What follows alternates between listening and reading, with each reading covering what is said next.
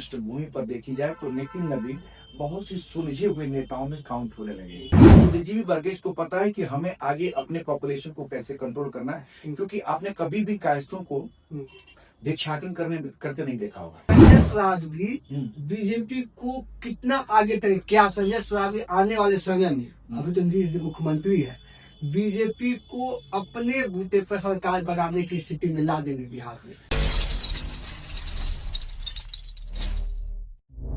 आवाज जनता की। नमस्कार, मैं अमित कुमार, आप देख रहे हैं न्यूज पीएम लाइव। आज मेरे साथ हैं वरिष्ठ पत्रकार मुरली मनोहर श्रीवास्तव जी, और आज हम बिहार के एक राजनीतिक घटनाक्रम पर बातचीत करेंगे, उसका विश्लेषण करेंगे। तो मुरली जी, आपका स्वागत है हमारे इस स्टूडियो में।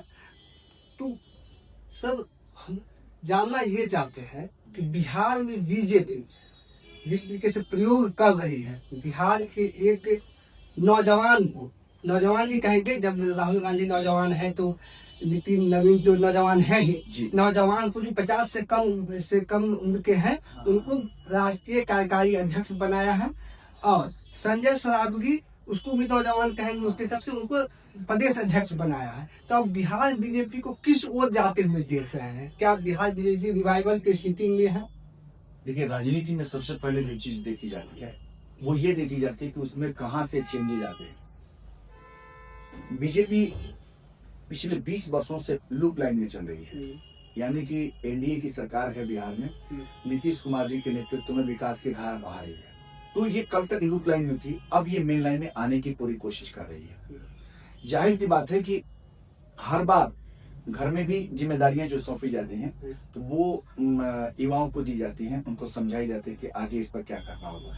ठीक उसी तरह बीजेपी ने भी एक नया प्रयोग किया। लोगों को ये पता नहीं होगा, लेकिन बीजेपी पहले से ही आकलन कर रही थी कि यहाँ से नितिन नवीन जी को अगर आगे जगह दिया जाता है तो कैसा रहेगा। उम्र 45 साल, ऊपर से 5वीं बार चुनाव जीतना अपने आप में बड़ी उपलब्धि है।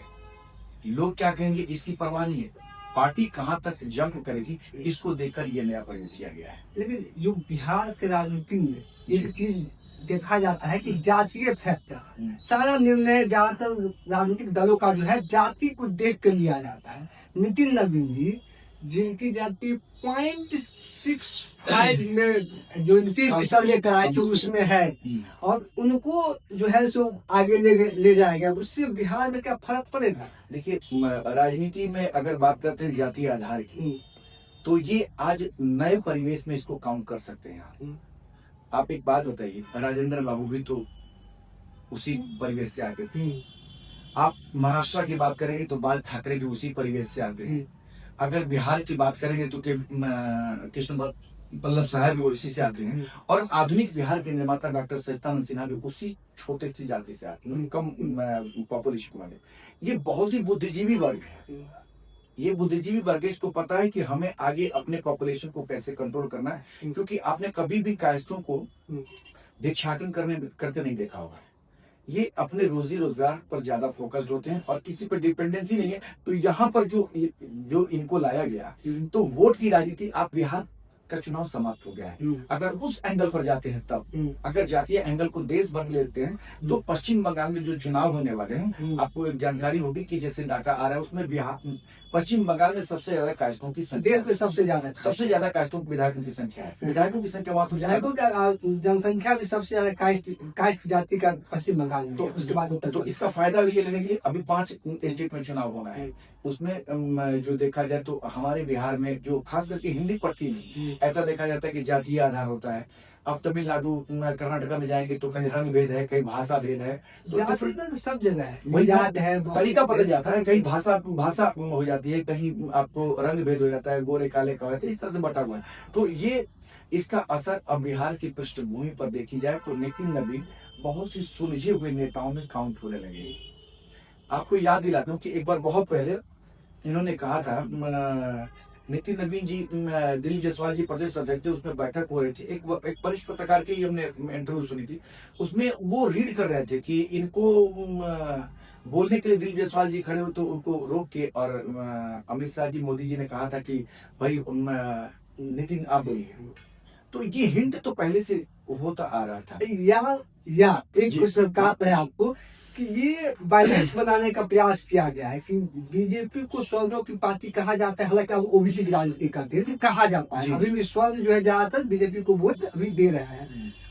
तो स्वर्णों में दो जो प्रभावशाली जातियां हैं, हाँ। राजपूत और ब्राह्मण, जी जो अक्सर आपस में टकरा जाते हैं, जी तो उसका रास्ता निकालने के लिए कि देखो भाई हम स्वर्ण अध्यक्ष भी बना रहे हैं हाँ हाँ ठीक है। और राजपूत ब्राह्मण दोनों जो है इसके लेके क्योंकि श्रीवास्तव जी है, लाला जी है, कास्ट है, तो उससे न राजपूत को उतना प्रॉब्लम कभी रहा है न ब्राह्मण को प्रॉब्लम रहा है। तो ये रास्ता तो नहीं निकाला गया है। रास्ता वो मान सकते हैं, राजनीति संभावनाओं का होता है, हम्म। इसमें दावे नहीं किया जा सकते, इसमें संभावना पे होता है। अगर हम बात करें बिहार की राजनीति की या देश की राजनीति की, तो नितिन नबीन एक सवर्ण जाति से आते हैं और सवर्ण जाति के साथ साथ यही एक कास्ट है जो लिबरल होता है, जो पिछड़े समाज के साथ भी उतना ही जुड़ा हुआ है। इनका जो दायरा होता है, दोनों में डिफरेंस कहीं भी एडजस्टेबल होते हैं। उदाहरण के तौर पर बता दूं, अगर कहीं मकान लेना हो, किराए का मकान लेना हो, कहीं कुछ, तो ये बहुत झगड़ालू प्रवृत्ति के नहीं होते। इनका एक एम्बिशन होता है कि मुझे जो काम मिला वो टारगेट पूरा करना है। तो उस लिहाज से अगर देखेंगे तो नितिन नबीन के आने से सवर्ण, पिछड़े और सारे जो इनके आंकड़े हैं उसको साधा गया है इसमें। अब बिहार प्रदेश अध्यक्ष उनके आने से बिहार बीजेपी में क्या बदलाव होने वाला है, हो सकता है? बीजेपी अक्सर करती क्या है, बीजेपी शुरुआती दौर से ये जब रीड करती है या किसी भी दल की बात होती है, तो पहले रीड करता है कि कहाँ से हमारा कमजोर पहलू है। बीजेपी आज 31 राज्यों में अपना आधिपत्य कायम कर चुकी है। अटल, अडवाणी, मुरली मनोहर जोशी वाली पार्टी नहीं, अब बल्कि मोदी और शाह की पार्टी है। तो जाहिर सी बात है कि इनके आने के बाद से इन लोगों ने, जैसे संघ से ये संचालित होते हैं, संघ की 3600 आनुषंगिक इकाइयां हैं, उन तमाम चीजों को अगर लेंगे तो उसमें देखेंगे कि सबसे पहले आज संघ भी बात मानने को विवश है, क्योंकि जहां भी जाते हैं ये परचम लहराते हैं। बिहार में ले लीजिए, सबसे बड़ी पार्टी के रूप में 89 आई है, तो ये बढ़त पे है। सबका यही आकलन था कि नीतीश जी ज्यादा सीटें लाएंगे, बीजेपी कम लाएगी। तो आकलन राजनीतिक विश्लेषकों का भी यही था। देखिए, अगर देखिए नीतीश जी भी कम नहीं लाया, उस लिहाज से देखेंगे। और नीतीश जी का अगर जातीय आधार देखिए, कैडर वोट देखिए, कुछ भी महिलाओं का वोट तो मिला है आपको। 18% जो वोट बढ़े हैं पूरे बिहार में, वो वोट महिलाओं के हैं। और महिलाओं का जो वोट मिला है, ये नहीं कि इनको ही मिला है, इंडिया के तमाम घटक दलों को भी मिला है। हम लोग मुद्दे से भटक रहे हैं, बात इस पे कर रहे हैं हाँ। कि संजय सरावगी बीजेपी को कितना आगे तक, क्या संजय सरावगी आने वाले समय में, अभी तो नीतीश जी मुख्यमंत्री है, बीजेपी को अपने बूते पर सरकार बनाने की स्थिति में ला देंगे बिहार में? इस पे एक बात हो जाएगी। ऐसे भी अगर नीतीश कुमार की बात करें तो 20 सालों से जो बीजेपी चाहती वही होता है। मात्र 23 महीनों का जो सफर रहा है, या 2 सालों का लगभग, हाँ। तो सफर रहा है तो आरजेडी के साथ उनका रहा है। लेकिन संजय सरावगी को लाने के बाद ये सबसे बड़ी बात, इसमें फायदे की बात क्या है कि बनिया वर्ग जो बिहार से पलायन कर रहे थे, फिर आपका सवाल ये भी उठ सकता है कि दिलीप जायसवाल भी तो थे, हाँ। लेकिन संजय सरावगी और उनके कार्यशैली में डिफरेंस है। ये चाहते तो मंगल पांडे भी रह चुके हैं। तो ये देखा गया कि सभी को हमने देख लिया, लेकिन तो संजय सरावगी को लाने से फायदा ये होगा कि जो ये बिजनेसमैन जो पलायन कर रहे थे उनका तो यहाँ रुकना होगा ही। और दूसरा इसका सबसे बड़ा फायदा क्या होगा, पूर्वोत्तर राज्यों में बिहार के बिजनेस बहुत बड़े पैमाने पे है। आप चले जाइए पूर्वोत्तर राज्यों में, तो वहाँ पर अधिकांशतः बिहारी वहाँ पर ज्यादातर मिलेंगे जो बिजनेस को ये कर रहे हैं, बढ़ा रहे हैं, वो बिहार भी आ सकते हैं। इस आशय को माना जा सकता है। लेकिन इसका एक ड्रॉबैक या कहीं की हाँ। निगेटिव इम्पैक्ट ये है जी। कि मिथिला क्षेत्र में, हाँ हाँ जहाँ से वो आते हैं दरभंगा से, ब्राह्मण वर्ग में इसके लिए नाराजगी इसको लेकर है कि एक बाहर का लोग, बाहरी एक तरीके से कहते हैं, हालांकि बहुत पुष्टों से वो रह रहे हैं दरभंगा में, उनका तो फैमिली रह रहा है कि एक मारवाड़ी को, जबकि ब्राह्मण का बच्चा वाला सीट जगह है, और एक मारवाड़ी को बना दिया, ब्राह्मण बनाना चाहिए था। एक बात उनसे पूछने की जरूरत है कि मंगल पांडे जी क्या थे। अगर बात करें कि नितिन नबीन जी को बना दिया गया, राष्ट्रीय अध्यक्ष की कुर्सी सौंप दी गई, सरावगी को बना दिया गया, अरे भाई तो प्रयोग का चीज है। हम जब भी कोई काम करते हैं, अब बचपन में आप किसी भी बच्चे से बात करिएगा तो कहेगा मैं IAS बनना चाहता हूँ, उसके बाद आएगा जब देखेगा कि टफ होने लगा तो मैं IITian बनना चाहता हूँ। तो ये अपने से जब बच्चा आंकलन करने लगता है तो वो अपने को एडजस्ट करता है। जैसे फॉर एग्जांपल आप भी पत्रकार बने तो अपने को आपने रीड किया कि मैं किस लेवल पे जा पाऊंगा, ठीक उसी तरह से पार्टियां भी इसमें प्रयोग कर दी हैं। बलबीर पुंज की किताब है इमरजेंसी। कई लोग कहते हैं कि इमरजेंसी में इंदिरा गांधी ने ये किया। जब जब जिसकी सत्ता होती है वो प्रयोग करते हैं, और उस प्रयोग का उस प्रतिफल क्या होता है वो उम्मीद पर की जाती है। अगर हम भी एग्जाम देते हैं तो ये उम्मीद पालते हैं कि कल को अच्छा होगा, और पॉजिटिव सोचने वाले आपको ऐसा लग रहा है कि संजय सरावगी जी के नेतृत्व में बिहार बीजेपी और मजबूत होगा? संजय सरावगी जी के नेतृत्व में बिहार बेहतर करेगा।